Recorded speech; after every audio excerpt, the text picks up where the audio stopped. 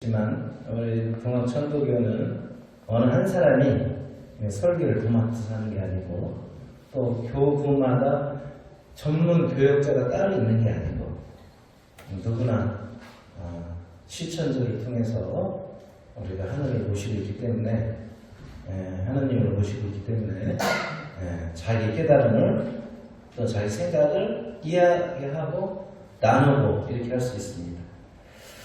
단 제가 항상 좀 염려스러운 것은 난도 하지 마라 이런 이야기가 있어요. 스승님들의 이야기를 너 혼자 경험으로 해석을 다르게 해서 헷갈리게 하지 마라. 도의 풍토를 흐리지 마라. 뭐 이런 경계입니다. 그걸 전제로 오늘도 한 말씀 드리겠습니다. 아까 신부에서 말씀드렸다시피 올해가 최재호 대선생 대신사 탄신 200주년이죠. 근데 우리 동학천도교는 다른 교단처럼 그 창도하신 분 생일을 아주 크게 이렇게 하지는 않습니다. 그래서 우리가 뭐라고 그러죠? 포도 올해가 몇 년이냐면은 165년이죠. 그 이야기는 165년 전에 최재호 선생님께서 창도하고 동학을 선포하신 그런 시간을 했다는 거죠. 그러니까 우리는 대선생님 탄신일이 아니라 대선생님이 득도하시고 창도한 날을 중심으로 하는 거죠. 그게 1860년 4월 15일, 경신년 4월 15일이죠. 그렇지만은 우리 동양이나 4월 5일 아니에요? 4월 5일, 미안합니다. 4월 5일. 그렇지만은 우리가 대신사 탄생, 또 우리나라 사람이 그렇죠. 그 정주년, 50년, 100년, 200년. 그런데 탄신 200년이기 때문에 특별히 이렇게 어떤 기념을 하고 행사를 하는 겁니다. 그리고 우리가 탄신 100년에, 그러면 몇 년도죠? 탄신 100년이면 1924년에 뭘 했죠? 3.1운동이 끝나고 그 어려운 시기에 대교당을 짓고 또 100주년 그 기념관 이런 부분도 새로 짓고 행사를 여러 한 게 기록상 보입니다. 근데 올해 200주년은 좀 약하긴 하죠. 그래도 우리 모두가 이제 관심도 갖고 행사에 참여하고 이래야 되겠습니다.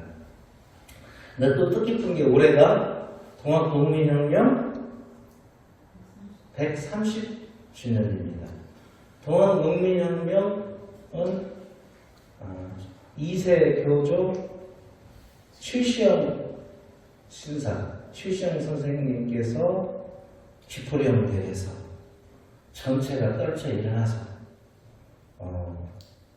동학을 살리고 또 일제가 점령한 한반도 우리 항일 일본의 저항에서 처계를 통해서 우리 나라가 제대로 일어서야 되겠다.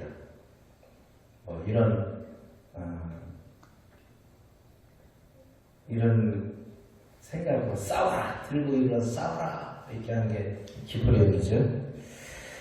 그런데 어제 이게 이제 대신사 탄신 200주년 행사 또 최시영 선생 기포령에 맞춰서 그리고 동학농민혁명 기념사를 청산해서 한 거죠.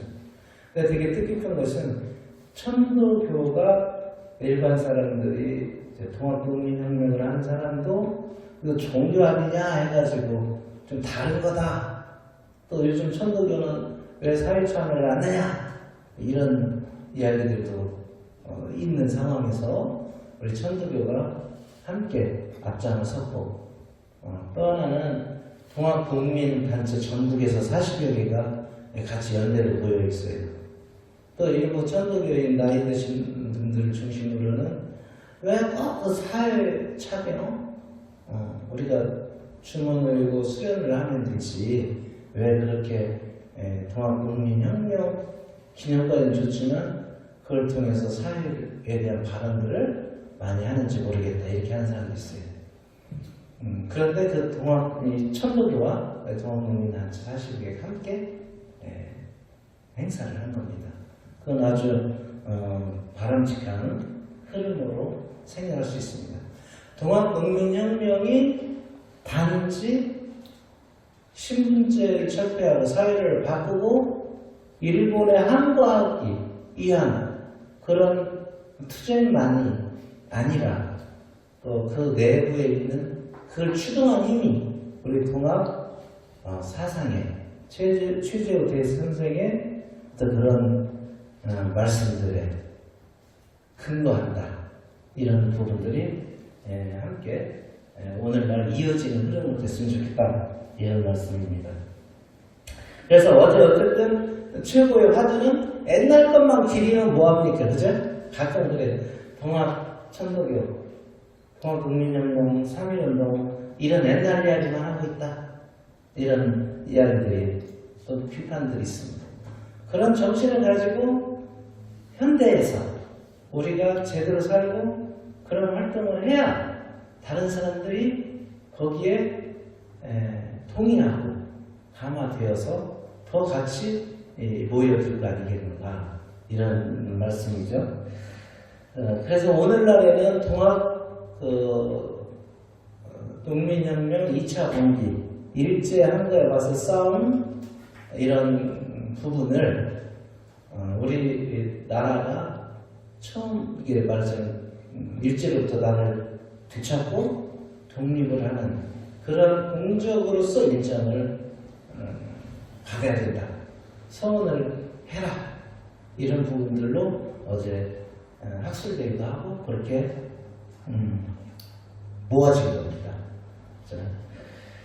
그리고 요즘은 우리 충남, 내포 또 아산에서 동학국민혁명 130주년 기념 행사가 계속 있죠. 2차 공기니까 가을에 있는 거잖아요. 우리 최시영 신사님의 기포령에 따라서 전국에서 일제 일어나는 시기니까요. 아산은 11월 4일 월요일입니다. 직장을 나가시는 분도 계시겠습니다만은 그렇지 않으시는 분, 또 시간이 되시는 분들은 참석해 주시면 고맙겠고요. 10월 29일 날 오후 4시에는 태안에서 기념되겠습니다. 이제 이번 주 다음 주에서 애산, 또 천안, 당진 이렇게 있으니까요. 관심을 가져주시면 고맙겠습니다. 자, 오늘 말씀드릴 내용은 우리가 알아보고 있죠. 유학 경전에서 동학 천도교의 경전에 나오는 내용 중에 유학에 바탕한 것들을 하나씩 알아보겠습니다. 1페이지 2번 초상집풍을 한번 보겠습니다. 여기서 나옵니다. 지난주에도 했지만 논학농 주문 해설한 이후에 묻기를 돌을 배반하고 돌아가는 자는 어째서입니까? 대답하기를 이런 사람은 좋게 거론하지 않느니라. 묻기를 어찌하여 거론하지 않습니까? 대답하기를 공경하되 멀리할 것이다.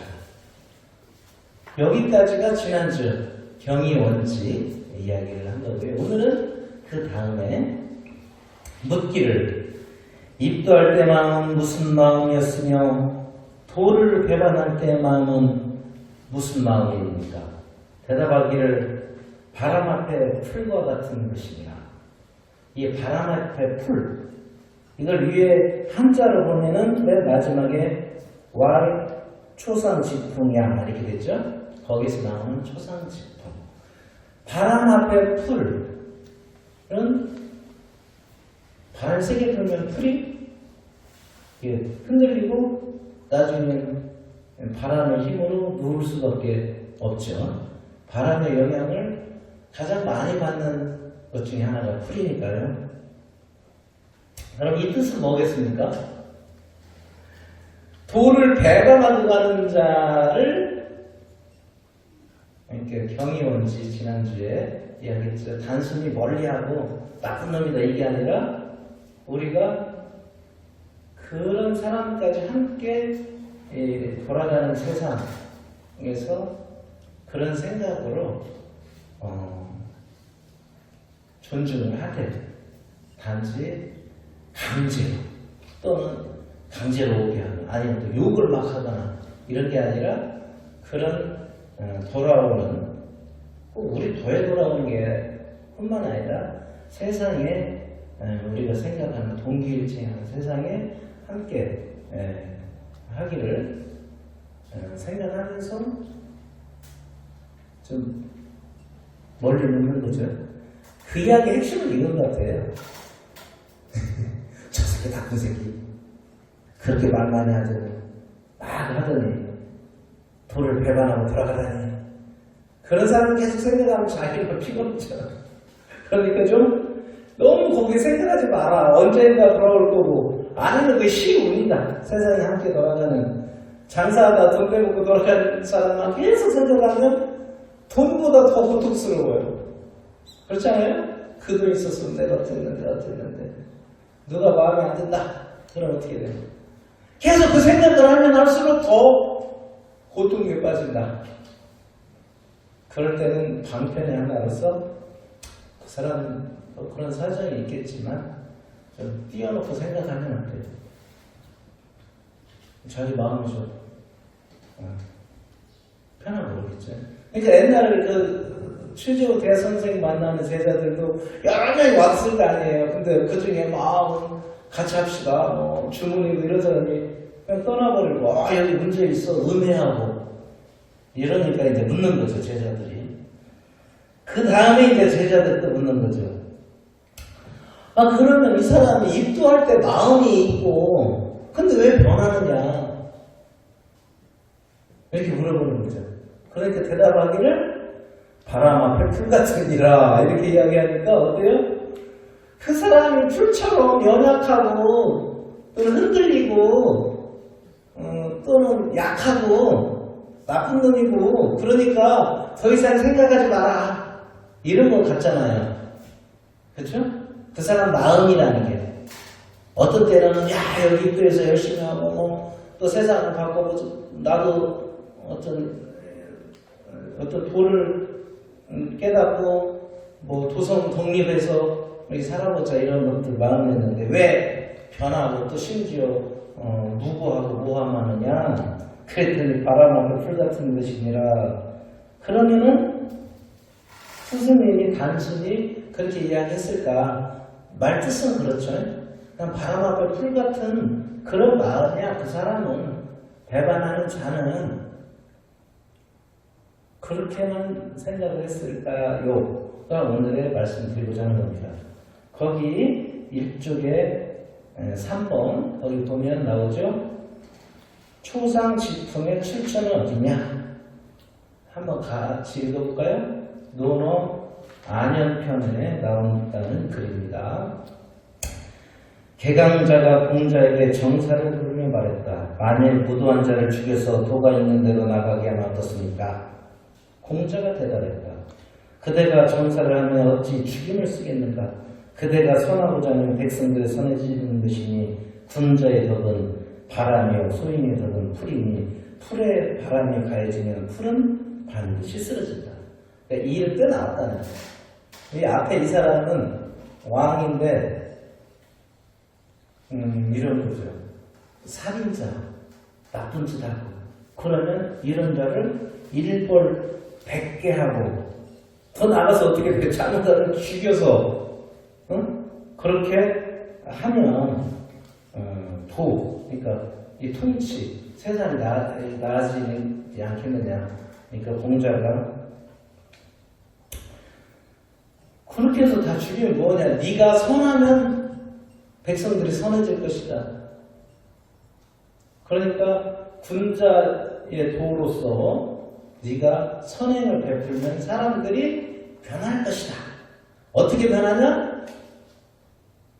강력한 바람처럼 그 선한 행정, 정치 또는 좋게 하는 일들이 그 바람같이 변하는 또는 풀같이 변하는 그런 사람들을 변화시킬 것이다. 그러니까 나쁜 행위를 하면은 무조건 죽이거나 이런 게 아니고 네가 좋은 일을 많이 하고 통치를 잘하면 그 사람들이 바람의 풀처럼 이렇게 적용되고 따라올 것이다. 이런 뜻이겠죠. 그러니까 여기에서 원래 초상 직풍할 때 여기는 누구냐? 군자의 법, 이건 윗사람이거나 지도자이거나 지배자이거나 왕이고, 응? 군자는 소인은 어떤 사람이 그 밑에서 통치를 받거나 지도를 받거나 아니면 아랫사람이거나 이런 거죠. 그러니까 윗사람이 잘하면 아랫사람도 영향을 받는다. 이게 우리 속담이 뭐죠? 윗물이 맑아야 아랫물이 맑다처럼 그렇게 강력하게 잘 하면 영향을 받는다. 이런 뜻과 마찬가지죠. 다 아시겠습니다만은 공자는 늘 그런 식으로 이야기하죠.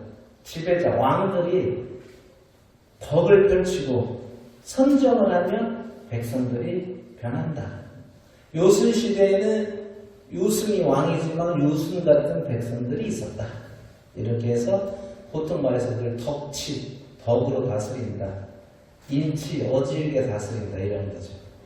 근데 결국은 사회를 누가 더 말하자면 영향을 미쳤는가? 춘추 전국 시대에 보면은 법을 통해서 해야 된다. 그러니까 한번 법을 정하면 강력하게 시행을 해야 되죠. 그러니까 예를 들어서 저작거리에 물건이 있는데 그렇게 사람을 죽이지 마라 했는데 죽였어. 근데 사람을 우리는 죽이지 않고 우리 정치는 죽이지 않고 우리 나라는 그런 게 없으니까 반성하고 앞으로는 그러지 말아라. 그러고 보니까 임금도 착하고 온순하고 선정을 베풀어. 그렇게 하면은 안 된다. 사람을 죽인 놈은 죽여야 다른 사람들이 자기가 죽을까 봐서 살인을 하지 않는다. 그래서 그렇게 사회를 운영을 해야 된다. 결국은 법치가 춘추 전국 시대에서 어떻게 됐어요? 정권을 잡고 진나라, 진시황이 통일을 한 거죠. 그러니까 이 법치, 인치 이건 현실 정치에서는 패배했는데 과연 그럴까를 생각해 보는 거죠. 현대사회의 오늘날 대한민국은 어떤가? 그럼 다른 나라는 어떤가? 그런 생각을 해보면은 공자의 이야기가 현실 정치에 적용되지 않았지만 현재 나라와 사회를 운영하는 기본 원리에 포섭되어 있다. 법뿐만 아니라. 옛날에 춘추 전국 시대 법가에서 말하는 덕은 왕이나 지배자 이런 사람은 빠뜨린 거거든요. 그 왕시대, 조선시대도 마찬가지예요. 양반들은 군역을 하지 않고, 말하자면 왕들은 죽여도 되잖아, 누구를. 그러니까 법치를 하지만 법 위에 있는 거지, 그죠? 그래서 현대사회는 모든 법은 누구한테 다 평등하죠? 대통령이라도 법을 위반하면 어떻게 돼요? 형사적인 소추는 당장 안 되더라도 임기가 끝나면 다 처벌이 되고 그렇죠. 그러니까 법은 만인한테 평등한 거지. 그러니까 누가 이제 비판적으로 법은 오늘날 법은 만 명한테만 평등하다, 몇 사람들한테. 근데 그런 뜻은 이제 비유하는 거고. 그러니까 법가의 법치는 최고의 권력자까지 법 앞에 평등하게 한 거고. 그렇게 변화된 거죠. 또 하나는 공자의 덕지나 또 위정자의 자세, 네가 솔선수범해야 된다. 이런 것도 다 어디 들어가 있어요? 법에. 만약 공직자가 뇌물을 받으면 처벌된다. 네? 그러니까 그걸 다 강제를 하는 거죠. 그걸 더 나아가서 사회적으로 보면은 어렵게 사는 사람, 사회적으로 소외된 사람, 못 사는 사람은 어떻게 해요? 나라에서 먹여 살리죠, 요즘. 요즘 기초생활수급자, 또 다양한 지원책, 이렇게 있잖아요. 그러니까 그런 현대는 복지라는 개념으로 법에 그걸 포함시켜서 옛날에 공자가 말했던 덕치, 이런 부분들을 흡수하는 거죠. 그러니까 왕시대하고 민주주의 시대하고는 한이 다른 거죠. 그리고 동학천도교는 왕만이 아니라 양반만이 아니라 누구나 실천주 세상, 실천주를 하기 때문에 평등한 이런 이야기를 그 조선시대 말에 하는 거죠. 어쨌든 뭐 이런 시기에 대신사님이 말씀하신 내용이 뭔가 한 장 넘겨볼까요? 한 장 이렇게 넘겨보면은 여기서 대신사께서 초상직풍이다라고 말씀을 하셨던 것은 그 앞에 뭐가 있죠? 군자지덕은 풍. 군자의 덕은 바람이고 소인의 바람은 뭐라고 그랬죠? 아니 소인의 덕은 풀이다. 바람이 불면 풀은 넘어진다. 그러니까 그런 큰 지배자, 통치자 이런 사람의 바람으로 덕으로 교화를 하고 해가야 된다. 이렇게만 생각하면은 도문에 들어왔다가 배신하고 떠난 사람의 책임은 누구한테 있어요? 누구한테 있어요? 그 떠난 사람이 아니라 이것과 연관시켜 보면은 앞에 있는 사람이 덕이나 이게 크지 않고 도를 잘 전하지 않으니까 그런 거 아니냐라고 설명할 수도 있죠. 그렇게 생각을 해볼 수도 있죠. 그런데 이 말이라고 하는 것은 항상 변형도 되고 변화도 되죠. 지난번에 말씀드린 경영지도 경원시한다 이랬듯이.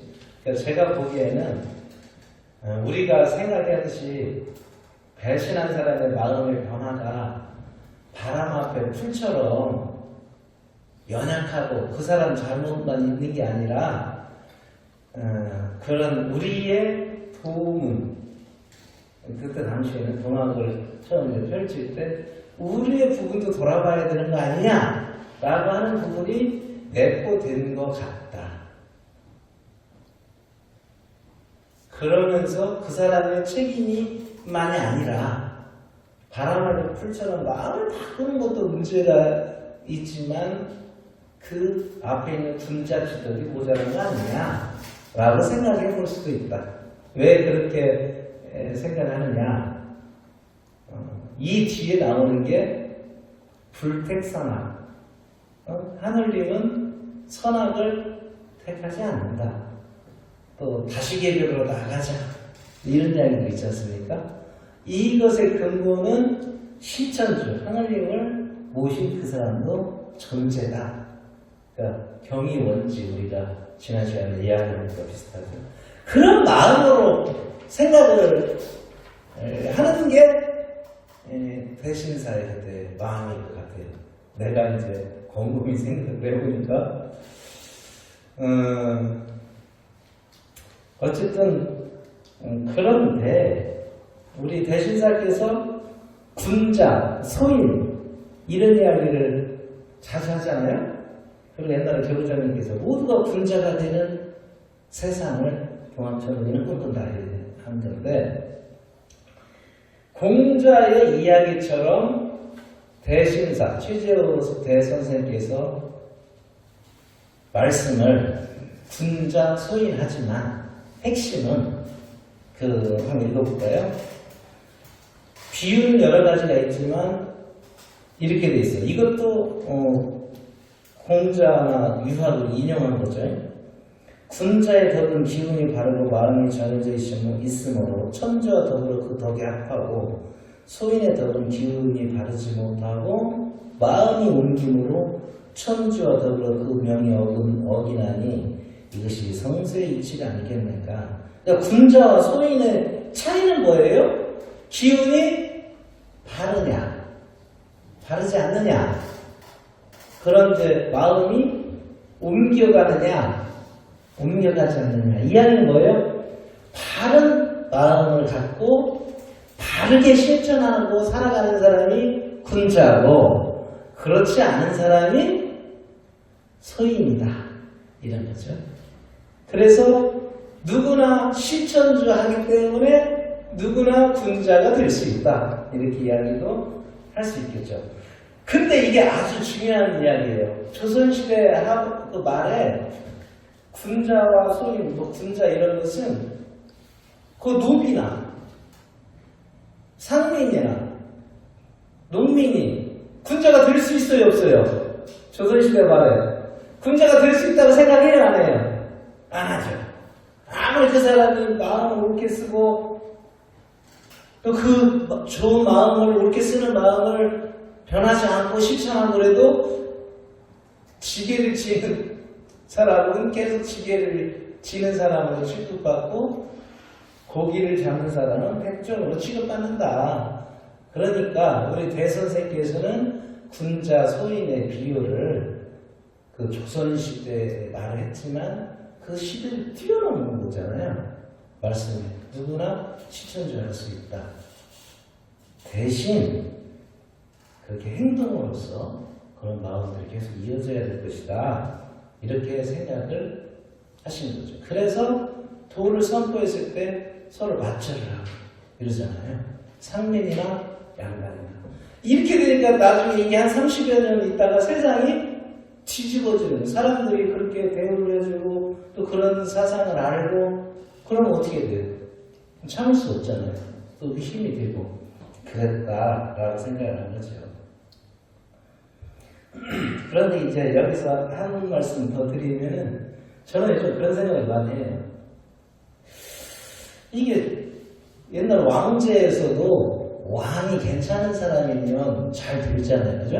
세종 같은 사람, 명조, 정조 같은 사람은 훌륭한 임금이잖아요.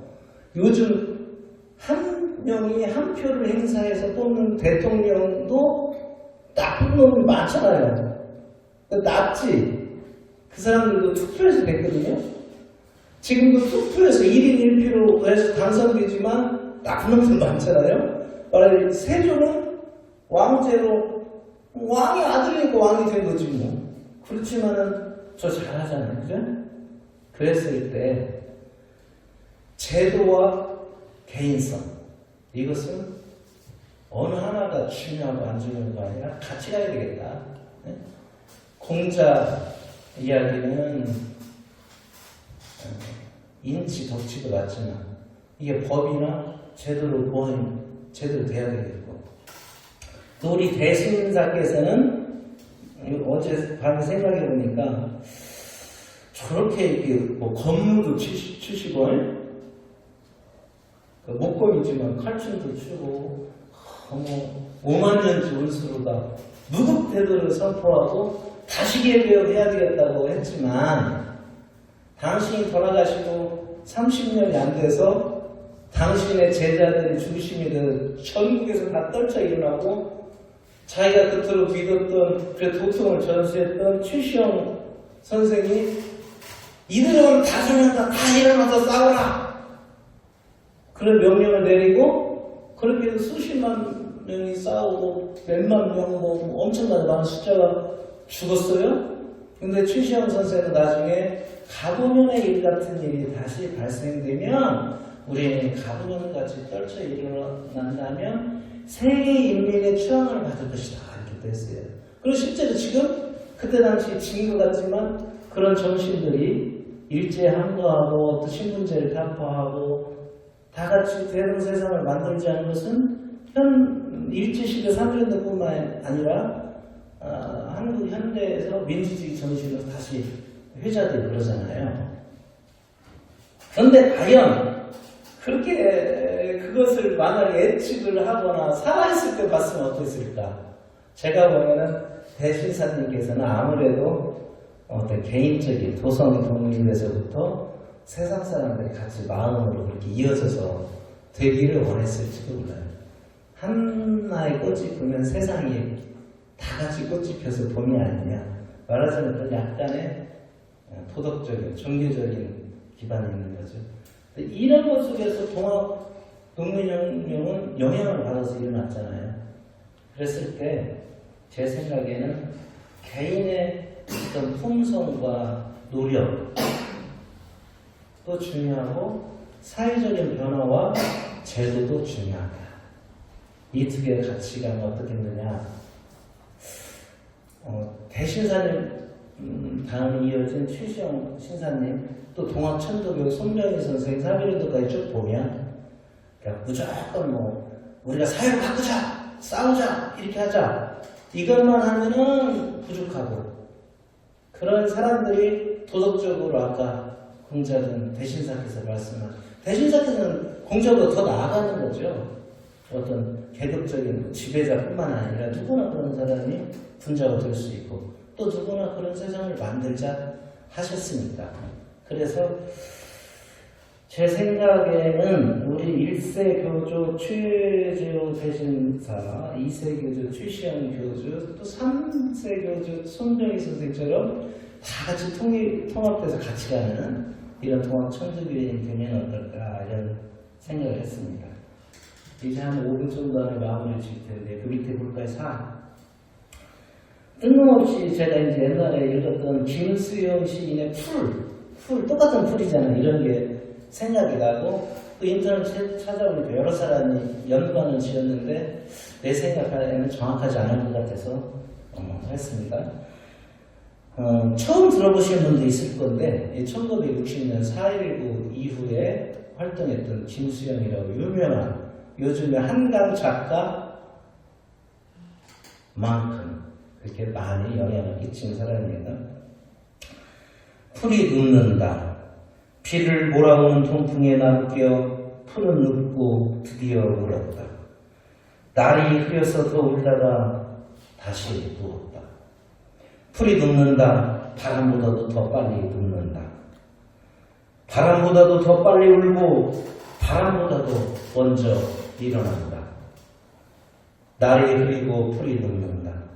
발목까지, 발밑까지 눕는다. 바람보다 늦게 누워도 바람보다 먼저 일어나고 바람보다 늦게 울어도 바람보다 먼저 웃는다. 날이 흐리고 풀뿌리가 눕는다. 느낌이 어때요? 풀의 입장에서 본 거지. 밑에 입장에서. 바람은 뭐예요? 군자의 덕이고 이렇게 선한 위정자가 아니라 탄압하고 백성을 못 살게 하고 하는 그런 사람이잖아요. 그러니까 조선시대 말에 막 탄광으로 또 일제를 허용해서 일본 놈들이 와서 우리 죽이고 이런 바람이라 그러지. 그럴 때는 풀이 어떻게 한다? 쓰러지는 것 같아도 바람보다 먼저 일어날 때도 있다. 쓰러하지만 실제로 보면 발 계속 선풍기 바람 쪽으로 불지는 않잖아요. 잠깐 불었다가 약간 끊기는 시간 있잖아요. 그러면 흔들리던 풀이 또 가만히 돌아오잖아요. 그러니까 풀의 입장에서 본 거죠. 군자의 입장이라 소인의 입장에서 본 거죠. 그렇지만 그때 시대의 상황이 독재 시대니까 날이 흐리고 풀뿌리가 눕는다로 결론을 냈죠. 동학농민혁명처럼 다 일어났는데 풀이 돋는 것처럼 다 됐어도 우리는 풀들은 언젠가는 또 일어날 수 있다 라고 하는 희망적인 이야기를 한 거죠. 마치 요즘 동학국민혁명에 대한 관심이 많아지면서 동학에 관심이 많아지고 동학을 이룬 천도교에 대한 관심이 많아지듯이. 그렇다면 제가 아까 말씀드린 것처럼 우리는 개인의 도덕성과 또는 어떤 수양, 수도, 기도 이 부분들도 중요하죠. 어떤 위치에 있든 내가 어떤 집단의 대표거나 단체의 대표거나 이런 그 나라의 수장이면 어떻게 돼요? 법도 있지만 거기에 정신에 배어있는 그 도덕적인 또는 본보기로서 이렇게 해야 돼요. 근데 그것은 가장 큰 위정자만이 아니라 기업의 대표하는 사람도 단체에 대표하는 사람도 그렇게 하면 훨씬 더 우리가 말하는 다시기의 벽세상에 더 가깝지 않겠느냐. 오늘 읽은 해월신사님이 말씀하신 수도 여기 어떻게 나와요? 같이 온 사람이 두목급이 먼저 온 사람이 여러 사람 같이 하자 뜯어가고 그렇게 했을 거 아니에요. 근데 그 사람이 배반하고 돌아가도 그 중에 뭐예요? 열심히 한 사람들 중에 그 두목급이 배반해도 그 사람이 데려온 사람 중에 어떻게 돼요? 성심으로 하고 이렇게 하면 덕을 쌓고 또 도통도 할 수 있다 이런 거잖아요. 그러니까 배반했다는 사람이 같이 했어도 다 배반하지 않는다. 그리고 그것이 군자의 마음을 계속 가느냐 실천주의 마음을 계속 가느냐 그 행동들을 계속 하느냐 그걸 성으로서 계속 해나가느냐 이런 게 더 중요하다.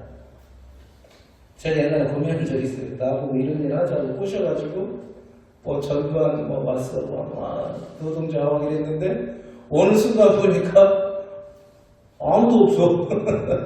그럴 때 이게 뭐예요? 이렇게 생각되는데 우리 대선생이나 또 최시영 선생님께서는 이런 것들에 대해서 다 하는 거죠.